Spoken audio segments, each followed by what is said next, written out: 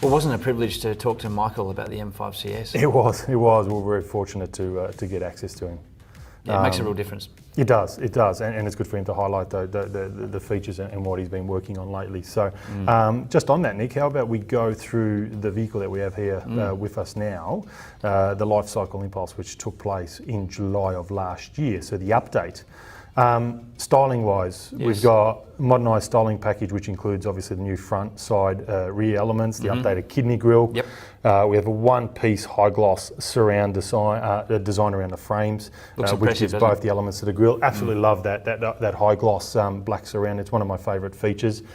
New apron as well, Nick. All the new contouring. Yeah, that's right, and larger air intakes. So feeding that big 4.4 litre twin turbo V8. Yeah, needs a lot of cooling. It does need a lot of cooling, and if you take into consideration the new L-shaped light tubes, really obviously nice. with the blue little eyebrows that the car gives off. You got the individual shadow line. It really gives it a much more aggressive stance when you see that car coming up behind you in the rear view mirror. And know when to move out of its way. And yes, exactly right. Thinner wall exhaust pipes. Yep. That's right, and that just adds another look to the rear. I mean, it's obviously still got that amazing sound that we've become accustomed to. And again, very much that aggressive rear stance with the new tail lights. That's right. Gives it a little bit more of that three-dimensional look. And we should mention, Nick, this is one of our new colours in the range, the Matigi Red. Yes.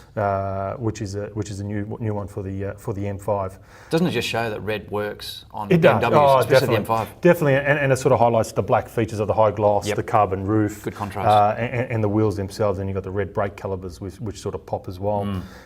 Interior-wise, new screen, 12.3 inch. Yeah. Absolutely amazing. Yeah. Love the clarity well. and all that. And again, a very important feature amongst BMWs is the fact that screen works similarly from a 1 Series all the way to an M8. It's something that BMW drivers really appreciate, is that you can go from one car to another within our range and not get confused with how the actual functionality of the screens and the head-up display and the actual cluster work. And the iDrive is seamless. It is for a long time, and it gets better and better every time, doesn't it? With every new model, every new update, they just find something else to sort of tinker with to make it a little bit more user-friendly.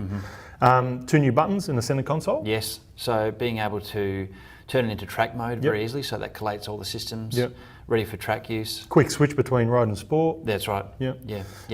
Track mode again, one of my favourites, and we spoke about that in our last podcast around M3 and M4. So it's such a real cool feature for the die-hard sports fans. Dynamics and handling, again, a slight little differentiation. We got the bespoke engine mounts with a stiffer spring rate. Yep. So engine response is even better now. Yep. Which is hard to believe. A bit more of a firmer connection. That's right. Yep. Exactly, and new shock absorbers as well. So, from the M8 Grand Coupe. That's right. Yeah. So adopting that technology from a large car, but striking that balance between handling and ride. It's amazing. I could never think how they could fine tune and make the M5 even better than it was with this Life Cycle Impulse.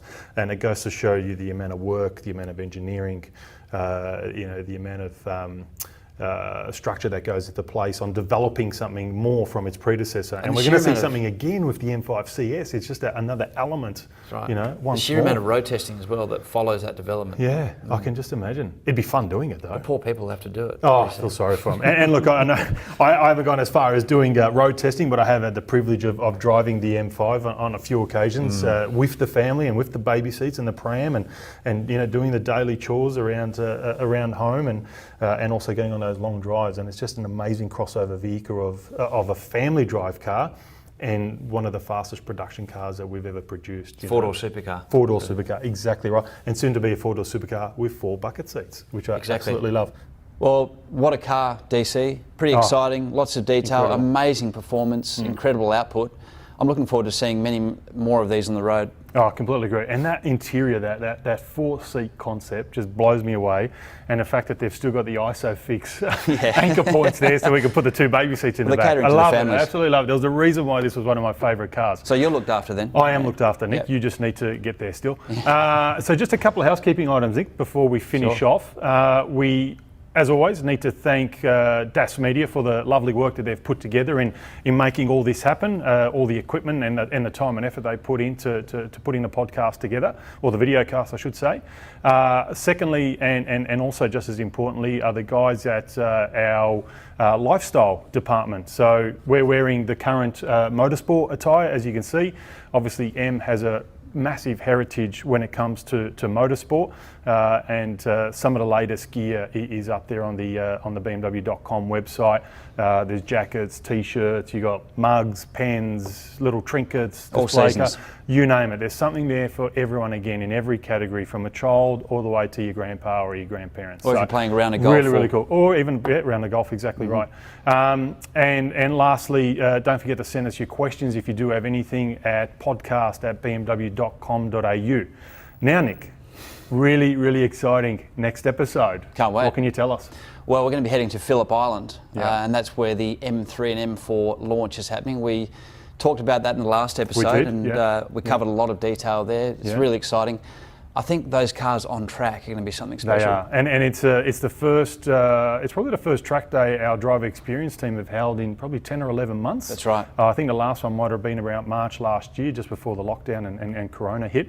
So it's a first for the DE guys for the 2021 calendar. Track event for the new generation M3 and M4. That's right. It's our press launch event, and we'll be recording live from the actual Phillip Island Raceway itself. So really looking forward to it. Imagine hearing those engines exhaust. It'll be phenomenal. We'll get to do the hot laps and everything else like that. We'll interview some of the new team that have just made way to the driver experience. You might take me on a hot lap. I will take you out on a hot lap, and maybe even a hot date afterwards.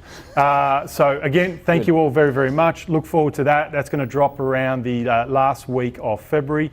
Again, please support us. Mention any comments or likes or anything you'd like to see on our podcast by emailing us through. So once again, thanks for tuning in. Thank you for everyone for all their support, and that's another wrap. Well done. See you next time.